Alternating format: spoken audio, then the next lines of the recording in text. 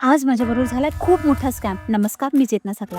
माझं daily routine yoga तर हे कंपल्सरी आलंच माझ्या जीवनात. त्याच्यानंतर माझं प्रॅक्टिस बॅडमिंटनची आणि त्याचबरोबर माझा आवडता विषय जो माझा अगदी कथ्थकचा रियाज. आणि त्याच्यानंतर माहिती आहे तुम्हाला, आपल्या प्रत्येक स्त्रीला देवपूजा आणि त्याच्यानंतर मस्त किचनमध्ये एंट्री. किचनमध्ये ब्रेकफास्ट आणि स्वयंपाक करताना मला खूप मोठी मदत असते माझी कल्पनाताईंची. त्यांच्याशिवाय मी काहीच करू शकत नाही.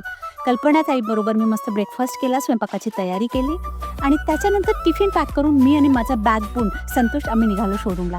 शोरूमलामध्ये येताना शोरूम हे माझं फक्त बिझनेसचं एक प्लेस नाही आहे, तर ती माझी मंदिरची जागा आहे. ते करताच सगळं झाल्यावर पुढचं आलं श्रुतीबरोबर मला साडीचं ड्रेपिंग करणं. त्याचबरोबर नवीन जे पार्सल आले ते बघणं, कारण पार्सल फेस्टिवल सीझन असल्यामुळे खूप सारे सुंदर कांचीपुरम आणि त्याचं सगळं आलंच होतं पार्सल. आणि त्याचबरोबर कस्टमर आल्यावर तर माझ्यात एक धुंदच असते. प्रत्येक कस्टमर मी अगदी आत्मीयतेने करत असते.